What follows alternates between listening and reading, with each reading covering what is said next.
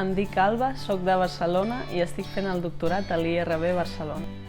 Nosaltres, al nostre lab, estudiem l'estructura de l'ADN des d'una perspectiva teòrica i jo personalment m'especialitzo en utilitzar mètodes estadístics i d'anàlisi de dades per a predir com i on s'uneixen proteïnes a seqüències d'ADN. El com ho fem, normalment obtenim dades d'experiments fets a diferents laboratoris i utilitzant el meu ordinador i els recursos del lab apliquem aquests mètodes.